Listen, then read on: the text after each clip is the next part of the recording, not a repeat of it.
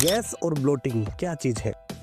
Gas simple language में हमारी जो अपान वायु होती है, अपान वायु का जो उत्सर्ग होता है जिसको हम फाट कहते हैं। जब भी वहां पर लोगों ने पेंटाप्रोजोल या प्रोटॉन पंप इनहिबिटर ले लेकर अपनी बॉडी को ऐसा कर दिया है कि वो वहां पर जो कार्य क्षमता है आपके माशे की उसको डाउन करता है। तो इस जठराग्नि को स्ट्रॉन्ग करने के लिए अगर आप घरेलू उपाय पूछे तो एक मेरा बहुत फेवरेट द्रव्य है जो सभी माता बहनों का भी बहुत फेवरेट द्रव्य है, जिसको कहा जाता है अजवाइन। तो वो कोलिक पेन या स्पाज्मोडिक पेन जो हमारा होता है उस कंडीशन में आपको क्या करना है, गुनगुने पानी में हींग को थोड़ा गर्म करना है और गर्म करने के बाद जब वो थोड़ा सॉफ्ट हो जाएगा उसे कॉटन में लेकर उस बच्चे की नाभि पे लगा दीजिए। देखिए घर में जैसे हम इमरजेंसी फर्स्ट एड किट बना के रखते हैं, मैं आपको एक आयुर्वेदिक फर्स्ट एड किट बता देता हूँ जो घर में होनी चाहिए। आज हम बात करने वाले हैं एक ऐसी समस्या की जिससे हर दूसरा इंसान परेशान है। जी हाँ, हम बात करने वाले हैं पेट की गैस की। अधिकतर लोग इसको छोटी मोटी बात समझ के इग्नोर करते हैं और होते होते समस्या इतनी ज़्यादा बढ़ जाती है कि उनको रोज़मर्रा की चीज़ों को करने में भी काफ़ी दिक्कत होती है।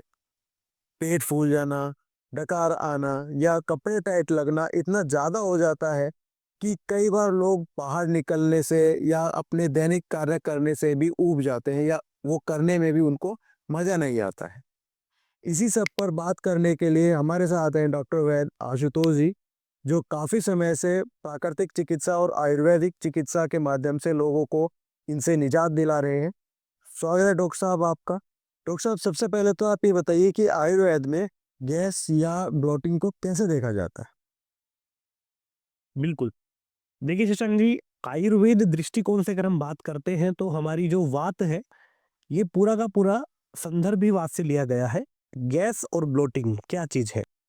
गैस सिंपल लैंग्वेज में हमारी जो अपान वायु होती है, अपान वायु का जो उत्सर्ग होता है जिसको हम फाट कहते हैं, जब भी वहां पर किसी भी प्रकार का कोई भी बंद लगेगा या कह सकते हैं एक आवरण लगेगा, तो उस कंडीशन में एक गैस का गुब्बारा हमारे क्या करता है, गति करता है, जो अपान क्षेत्र से किधर की तरफ जाता है, हमारे अमाशय में जाता है और अमाशय में जाकर हमारे पेट को फुला देता है।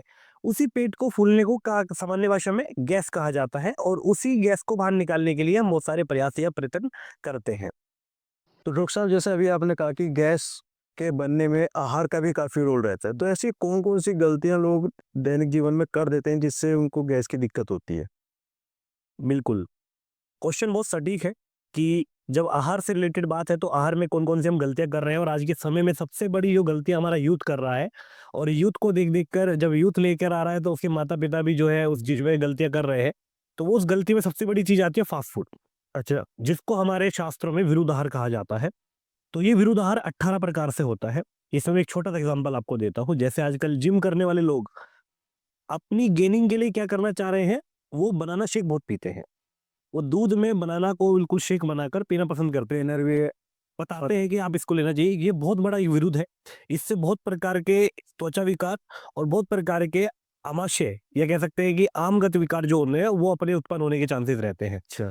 दूसरी चीज, रिफाइंड तेल जो आजकल यूज किया जा रहा है आपको बॉईल करने के लिए, उसमें क्या कर रहे हैं, रिफाइंड को, वो जो भी तेल को यूज कर रहे हैं वो बार बार उसको चेंज नहीं कर रहे हैं। They are using the simple, एक ही टाइम का जो तेल है लंबे समय तक, हाँ जी, हाँ। लंबे समय तक चला जा रहा है। अब आप समझिए कि अगर आप दूध को भी 1 घंटा गैस पर पका देंगे तो रबड़ी बन जाता है, यानी कि वो कितना डेंस हो जाता है। अगर कोई तेल भी इस तरीके से वहां पर पकेगा और लगातार 5-6 घंटे पकेगा तो उसकी कंडीशन क्या हो जाएगी। बिल तो सबसे बड़ा जो इस टाइम पर फैक्टर है आहार में, वो हमारा विरुद्ध आहार है। उसके साथ साथ ही समशन, समशन और अध्यशन, ये हमारी दो विधि आती है। अध्यशन का मतलब ये होता है कि आपने अभी खाना खाया, आपने अपने उचित समय पर खाना खा लिया और आप थोड़ी देर के लिए किसी परिचित से मिलने के लिए गए और उन्होंने आपको फिर से कहा कि डॉक्टर साहब आप आए हो हमारे यहाँ पर, डॉक्टर साहब आप थोड़ा कुछ थोड़ा ले लीजिएगा। डॉक्टर साहब ने फिर लालच में आके थोड़ा और खा लिया, जबकि वो ना समय था ना उनकी इच्छा थी, कुछ नहीं था, बस केवल उन्होंने मान सम्मान में वो खाना खा लिया। यानी कि सही समय और सही उचित समय आने के बिना ही अगर आप बार बार किसी इंटरमीडिएट डाइट को लेते रहेंगे, बार बार कुछ ना कुछ खाते रहेंगे अच्छी मात्रा में, वो भी हमारी जठराग्नि को मंद कर कर हमारी बॉडी में आमाशय विकारों को उत्पन्न करता है। तो इसलिए खाने का भी एक सटीक टाइम होना चाहिए। अगर आप अच्छा आहार भी खा रहे हैं तो उसको भी आपको समय समय पर ही खाना है। जब पहला आहार पच जाए, 4 घंटे हमारा नॉर्मली आहार पचने में लेता है, उसके बाद ही आप दूसरा आहार लीजिएगा। अच्छा डॉक्टर साहब, क्या नींद में कमी या जीवन शैली में अगर कोई बदलाव है या कोई जीवन शैली खराब है, उससे भी गैस बढ़ती है? जी, देखिएगा सिंपल लैंग्वेज में गैस को हम बात से कोरिलेट कर रहे हैं, जैसे शुरू में मैंने आपको बताया है। अगर किसी व्यक्ति का लाइफ़स्टाइल ऐसा है कि उसको रात को नींद नहीं आ रही है या स्ट्रेस में है वो, तो यानी कि उसने अपनी बॉडी में रात को ना सोने से हमारे वात दोष को बढ़ा दिया है। वात दोष जैसे ही हमारी बॉडी में बढ़ेगा, तो सिंपल सी बात है, डाइजेस्टिव सिस्टम जो है, हमारी जो अग्नि है वो विषम अग्नि की तरफ चली जाती है। और विषम अग्नि होने के कारण वही सेम फंडामेंटल काम करेगा कि विषम अग्नि होने की वजह से जो भोजन का डाइजेशन है वो प्रॉपर तरीके से नहीं हो पाएगा। और जब भोजन का डाइजेशन प्रॉपर नहीं हो पाएगा, तो उस व्यक्ति को आम बनेगा और उस आम के कारण वहां पर गैस बनती ही बनती है। इसलिए इस कंडीशन में स्ट्रेस, मानसिक विकार या फिर आप कह दीजिए निंद्रा, इसका बहुत बड़ा रोल प्ले है और ये बहुत बड़ा रोल प्ले करती है।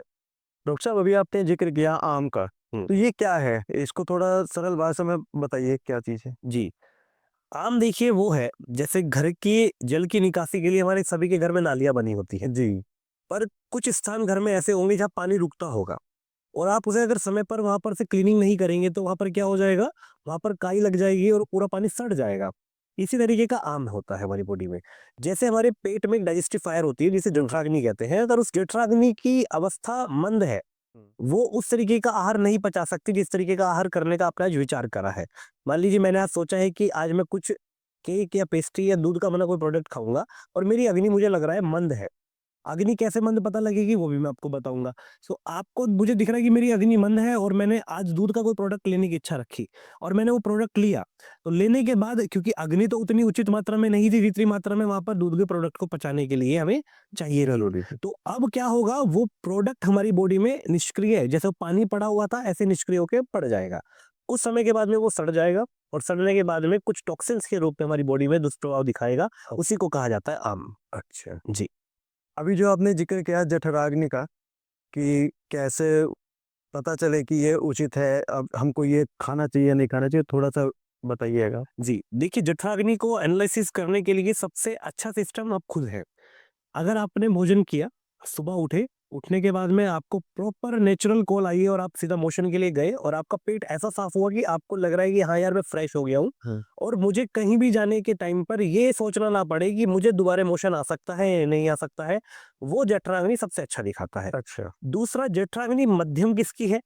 कि जिसकी थोड़ा-सा ज़्यादा भी हो सकती है, कम भी हो सकती है, वो कौन से लोग होते हैं? वो लोग होते हैं जिसने जस्ट खाया और खाने के तुरंत थोड़ी देर बाद में 1 डेढ़ घंटे बाद या 2 घंटे बाद या ढाई घंटे बाद में उनको मोशन आ गया। तो उनकी मध्यम है। मृदु किसकी है? मृदु उनकी है जिसने जस्ट खाया और तुरंत मोशन, खाया तुरंत मोशन। जिनको जस्ट खाते ही मोशन आए वो मृदु अग्नि वाला होता है, बिल्कुल कमज़ोर अग्नि जिनकी होती है, तो ये कंडीशन रहती है। तो जठरा अग्नि को एनालाइज़ करने का एक तो ये मोशन होता है, आप जिसके द्वारा देख सकते हैं। दूसरा आपकी टंग। अगर आपकी जीभ देखने पर बिल्कुल व्हाइट दिख रही है, तो आप समझ जाइए कि आम आम की अवस्था में है, आपकी अग्नि मंद है। अच्छा। और अगर वो थोड़ी-सी व्हाइटिश है, थोड़ी-सी रेडिश है, तो आप समझ जाइए आप मध्यम अग्नि की तरफ है और वो बिल्कुल रेडिश नहीं है, तो वो आप उत्तम अग्नि की तरफ है, आपकी अग्नि बढ़िया है और आप खा अगर सकते हैं। पूरी रेडिश है। पूरी रेडिश है तो वो, उसपे कोई कोटिंग नहीं है, तो वो बिल्कुल रेडिश में आपको बता देगा कि आपकी अग्नि अच्छी है और आप भोजन ले सकते हैं। तो डॉक्टर साहब, जठराग्नि को अगर हम स्ट्रॉन्ग करना चाह रहे हैं घरेलू उपाय से, तो क्या-क्या कुछ हम यूज़ कर सकते हैं? जी, जठराग्नि को स्ट्रॉन्ग करने के लिए अगर आप घरेलू उपाय पूछें, तो एक मेरा बहुत फ़ेवरेट द्रव्य है, जो सभी माता-बहनों का भी बहुत फ़ेवरेट द्रव्य है, जिसको कहा जाता है अजवाइन। हुँ। अजवाइन का पानी आप लोगों ने सुना भी होगा कि लोग बाग सुबह में अजवाइन का पानी पीते हैं। वो अजवाइन का पानी पीने का लॉजिक ही यही है कि सुबह खाली पेट अजवाइन का पानी पिया जाए तो हमारी अग्नि को क्या करता है, बढ़ाता है। बट कर रहे क्या है लोग बाग, गलती एक हो रही है कि वो पानी की मात्रा ज़्यादा रख रहे हैं और जितनी उस मात्रा में अजवाइन होनी चाहिए उसकी कम रख रहे हैं। आप इसको थोड़ा-सा ऐसे समझिए कि हवन हो रहा है और हवन में हम चम्मच के से घी डाल रहे हैं, तो अग्नि क्या होगी, बढ़ेगी। बट अगर आप एक साथ ही वो पूरा घी डाल दोगे तो अग्नि क्या हो जाएगी, बुझ जाएगी। तो सेम यही काम हो रहा है कि अगर वो पानी जो आप अजवाइन का पी रहे हैं अपने घरेलू नुस्खों में, सुबह के टाइम में पानी पी रहे हैं अग्नि को बढ़ाने के लिए, तो उसमें पानी की मात्रा कम होनी चाहिए। अजवाइन की मात्रा आधी चम्मच और आधा कप पानी होना चाहिए, तो आपको बहुत अच्छे रिजल्ट आएँगे और बहुत अच्छे परिणाम आपको देखने के लिए मिलेंगे। दूसरा द्रव्य हींग। हम हींग के साथ भी चलेंगे तो हींग भी इसमें बहुत अच्छा रोल प्ले करता है और हींग भी इसमें अपने इतने बेहतर परिणाम दिखाता है, ना तो वो किसी को गैस बनने देता है। हींग करता क्या है, आवरण को तोड़ने का काम करता है। गैस क्या है, गुब्बारा है। हाँ। उस गुब्बारे को फोड़ने का काम जैसे सुई करती है, वही काम आपका हींग नहीं करता है। तो हींग का प्रयोग आपको अपने भोजन में अवश्य तौर पर करना चाहिए। तीसरी चीज अगर हम यहाँ पे बात करते हैं तो सेंधव नमक या काला नमक, तो वो हम इसमें प्रयोग किया जाता है भारत में। जी। अक्सर लोग गैस बनने पे एंटासिड लेना पसंद करते हैं। आयुर्वेद किस तरह से एंटासिड वगैरह पे जो निर्भरता है उसको कम करता है? देखिए, सबसे पहली बात है कि लोगों को बहुत कम पता है कि गैस है क्या और तेजाब जलन क्या चीज है। एंटासिड में नाम में ही आ रहा है एंटा एसिड, जो एसिड के विरुद्ध काम करेगा वो हमारा एंटासिड होता है, जबकि गैस एक पूरा सेपरेट पोर्शन है। गैस में आप एंटासिड लेंगे तो वो कोई ऐसे परिणाम नहीं दिखाता, बट लोगों ने पेंटाप्रोजोल या प्रोटॉन पंप इनहिबिटर ले लेकर अपनी बॉडी को ऐसा कर दिया है कि वो वहां पर जो कार्य क्षमता है आपके माशे की उसको डाउन करता है। तो इसलिए मैं यही रिकमेंडेशन करता हूँ कि तो पहले तो हम लोगों को इसी में पता रहना चाहिए कि हमें गैस बनी है, कि हमें तेजाब बना है, हमें जलन हुई है, क्या हुई है लेमन लैंग्वेज में। अगर आपको गैस है तो गैस के टाइम पर आपको एंटासिड का प्रयोग ना कर कर आपको कुछ ऐसी औषधों का प्रयोग करना है जो आपके पेट में जाकर उसको तोड़े। जैसे मैंने पहले भी 3 चीजें आपको बताई, जी। उसी के साथ चौथी चीज होती है सौंफ। अच्छा। सौंफ, आजकल सभी लोग होटल में जाते हैं तो सौंफ को कब खाना पसंद करते हैं? खाने के बाद। बाद में रखते हैं। जबकि उसका काम दीपन पाचन होता है। दीपन का मतलब है कि जो आपकी अग्निमंद भी है, जैसे कई लोग होटल में अगर आप 4 लोग जा रहे हो तो कहीं ना कहीं एक व्यक्ति ऐसा होगा जो ये कहेगा कि मुझे इतनी भूख नहीं है, तुम अपने हिसाब से मंगा लो। बिल्कुल। आप उसको सौंफ खिला दीजिए, वो आप तीनों से ज्यादा खा लेगा। अच्छा। क्यों? क्योंकि उसने उसका दीपन भी कर दिया। तो इसलिए मैं पहले ही कहता हूँ कि सौंफ का पानी, हींग का पानी, या नागर मोथा आता है उसका पानी, या फिर अजवाइन का पानी, ये आपकी गैस में काम करेगा।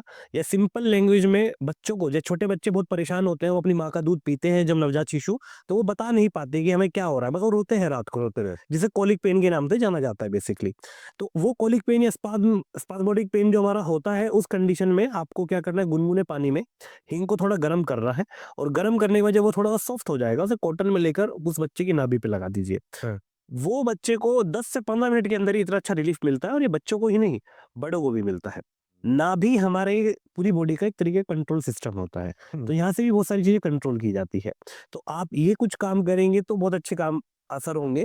अब एंटासिड को अगर आयुर्वेद की निर्भरता के आधार पर देखा जाए कि एंटासिड जो लिए जा रहे हैं, तो मैंने ऐसे आपको बताया एंटासिड जो ले रहे हैं वो गलत ले रहे हैं। एंटासिड नहीं लेना चाहिए, आपको डिफरेंस आना चाहिए। आयुर्वेद में क्या लेना चाहिए, तो ये तो मैंने घर की बात बताई कि आपको घर में तो ये सब चीजें लेनी चाहिए। अगर आप कुछ औषध का प्रयोग करना चाहते हैं तो चित्रकादि वटी हमारी आती है, शंख वटी आती है, उसको आप वैद्य के परामर्श के अनुसार, अपनी प्रकृति के अनुसार आप वहां पर परामर्श जाइएगा, परामर्श लीजिएगा, और अपने अकॉर्डिंग उनको जैसे वो बताया आपके वैद्य आपको, आप जरूर ले सकते हैं, उसको इनटेक कर सकते हैं, तो आपको गैस की समस्या नहीं होगी। मतलब इनको बिना डॉक्टर के परामर्श के नहीं लेना चाहिए। बिना परामर्श के देखिए, अमृत भी विष का काम करता है और विष भी अमृत का काम करता है, अगर आप एक सही वैद्य की परामर्श के बिना चलते हैं तो। इसलिए मैं पहले भी कई बार बताता हूँ कि जो औषध है उसको, जैसे एलोवेरा जूस ही है, अगर आप उसको, मैं पहले भी बताया था कि आप अगर उसको ज्यादा मात्रा में लेते हैं तो वो पाइल्स का भी कारण बनता है। तो इसलिए कभी भी इन चीजों की अनदेखी नहीं करनी चाहिए। वो लालच 400-500 का हो सकता है कि 40-50 हज़ार रुपए ना चला जाए, सही। या जीवन से ना खो दें हम अपने आप को। तो इसलिए मेरा कंसर्न ये है कि एक वैद्य की सही परामर्श के बाद ही आपको इसका इंटेक करना चाहिए। सर थोड़े से और आयुर्वेदिक नुस्खे जो लोग अपने आप से भी ले सकें, कुछ ऐसे अगर हो तो? देखिए, घर में जैसे हम इमरजेंसी फर्स्ट एड किट बना के रखते हैं, जी। मैं आपको एक आयुर्वेदिक फर्स्ट एड किट बता देता हूँ जो घर में होनी चाहिए। उसमें हिंगवष्टक चूर्ण, लवण भास्कर चूर्ण, उसके साथ साथ में एविपत्तिकर चूर्ण, ये 3 चूर्ण की उपस्थिति आपकी फर्स्ट एड किट के अंदर होनी चाहिए। हिंगवास्टक चूर्ण को अगर आप थोड़ा सा नींबू मिलाकर प्रयोग करते हैं ऐसी कंडीशन में, जब आपको गैस हो रही है, ब्लोटिंग हो रही है, तो उस केस में बहुत अच्छा काम करता है। अच्छा। और पेशेंट को विद इन 5 मिनट से लेके 10 मिनट्स के अंदर अंदर रिलीफ दिला देता है। अच्छा। तो ये बहुत अच्छा काम करता है। दूसरा है गुनगुना पानी, अगर कुछ भी नहीं है तो गुनगुना पानी बहुत बड़ी चीज नहीं है, आप गुनगुने पानी को घूट घूट करके पीजिएगा। अच्छा। अगर आप उसको एक साथ पिएंगे तो वही हवन वाला आप बात ध्यान रखेंगे, वो अग्नि को बंद कर देगा। तो हम तो अग्नि को दीप्त करने का काम कर रहे हैं जिससे अग्नि जले और वो गुब्बारा फटे। तो दूसरा मैं आपको कहूंगा कि गुनगुना पानी आप घूट घूट करके अगर पीना पसंद करते हैं तो आप वो पीजिएगा, बहुत अच्छा काम करता है। तीसरी कंडीशन है लहसुन। अच्छा। हाँ, अगर लहसुन का घर में है तो लहसुन को सुखा लीजिएगा, और सुखाने के बाद में उसका एक पाउडर बनाकर रख लीजिएगा। उसमें 50 ग्राम अगर लहसुन का पाउडर है, उसमें 25 ग्राम काला नमक मिला दीजिएगा, और उसको एक साथ मिलाने के बाद में उसको खाना खाने के बाद में हल्की सी मात्रा में, यानी कि आप कह दीजिए 1/4 चम्मच की मात्रा में हल्के से गुनगुने पानी के साथ अगर कोई इंटेक करता है तो उनको गैस जैसी कोई दिक्कतें परेशानियां नहीं होती। कोई ऐसे योगासन भी होंगे जिनको करने से गैस की समस्या हो ही ना, या अगर हो रही है तो उसमें निदान मिले? जी, जैसा मैंने आपको शुरू में ही बताया कि इसमें पूरा का पूरा वायु का ही इन्वॉल्वमेंट है और वायु के नाम पर ही हमें पता है कि वायु पुत्र या कह सकते हैं पवन पुत्र हमारे हनुमान जी की बात होती है। जी। तो इसमें पवन के नाम से ये एक आसन आता है, पवन मुक्त आसन। पवन मुक्त आसन अगर कोई ऐसा पेशेंट कर ले जिनको गैस की बहुत ज्यादा समस्या हो रही है, पेट में भारीपन हो रहा है, चल नहीं पा रहा है, तो उस कंडीशन में ये आसन करना चाहिए, पवन मुक्त आसन। एक और चीज है शशांक जी, मैं आपको जो बता दूं, कई बार गैस के दर्द को इंसान कार्डियक अरेस्ट से भी कोरिलेट कर लेता है। उनको ऐसा लगता है कि मेरे सीने में दर्द हो रहा है, कई बार गैस ऊपर ऊपर जब टकरा रही है, तो वो गैस का पेन ऐसा होता है, ये हमारा पेट है, इसके जस्ट ऊपर डायफ्राम होता है, बिल्कुल लेंटर की तरह होता है। तो अगर मान लीजिए जिस रूम में हम बैठे हैं, अगर कोई चीज नीचे से प्रेशर डालेगी तो सिंपल सी बात है उसके लेंटर पे प्रेशर डलेगा और लेंटर के ऊपर जो चीज होगी उस पे प्रेशर आएगा। प्रेशर। तो यहाँ पे हार्ट है, तो जब भी डायफ्राम क्या करता है, ऊपर की तरफ प्रेशर डालता है, तो हार्ट को ऐसा लगता है कि कोई दबाव बन रहा है, प्रेशर बन रहा है और हमें पेन हो रहा है, तो आदमी इससे कोरिलेट करता है। तो बस ये मैं आपको पहले ही बता रहा हूँ कि लोग इसको गैस के दर्द को कई बार हार्ट का दर्द समझ के बहुत परेशान हो जाते हैं। तो ऐसा नहीं होना है, हम कभी हमेशा हार्ट का दर्द और गैस का दर्द दोनों एक अलग सेक्शंस होते हैं।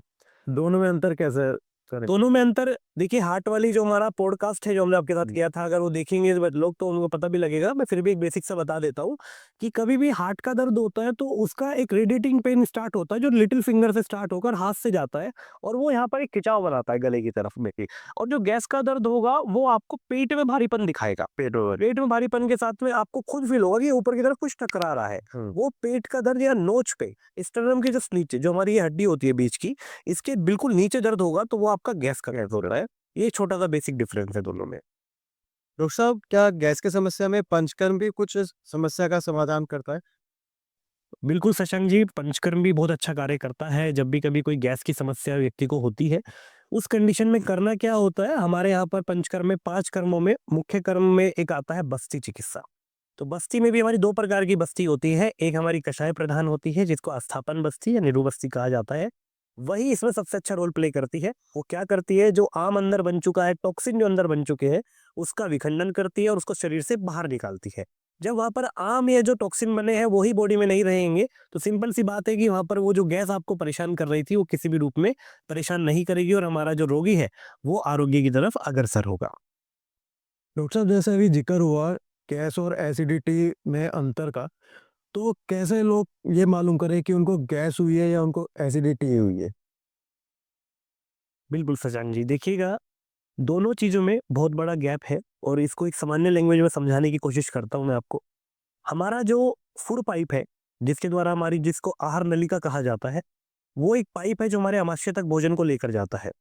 जब कभी भी आपको एक इस तरीके की जलन या एक बेचैनी ऐसी महसूस हो रही है जो आपके मुंह तक आ रही है या आपके गुदा मार्ग तक जा रही है, तो समझ जाइए कि वो जो बेचैनी है, वो जलन है, वो क्या है, आपकी एसिडिटी है। और जब भी कभी ये दर्द अगर आपको हो रहा है या आपको भारीपन हो रहा है, पेट फूल जाना, सिंपल लैंग्वेज में गैस को समझने का मतलब गुब्बारा बन गया है और वो गुब्बारा एक पेन कर रहा है, जो आपकी स्टर्नम बोन जो हमारी है, ये जो हड्डी है हमारी रिब केस से जुड़ी हुई, इसके नीचे जब भी पेन होगा, तो ये हमारा कंसिडर किया जाएगा गैस के अंदर। ये एक सामान्य सा और बेसिक सा डिफरेंस है, क्योंकि औषध का निर्धारण भी इसी सामान्य आधार पर किया जाता है और समझा जाता है उसको। तो डॉक्टर साहब, चलते-चलते कोई 5 टिप्स हमारे व्यूअर्स के लिए? बिल्कुल, 5 टिप्स में सबसे पहले आहार, कि आपका भोजन विरुद्ध भोजन नहीं होना चाहिए। जैसे मैंने कहा, उचित समय पर उचित भोजन होना चाहिए। दूसरा, अपने आहार के अंदर आपको हींग की मात्रा अवश्य ऐड करनी चाहिए, हींग ज़रूर ऐड करना चाहिए।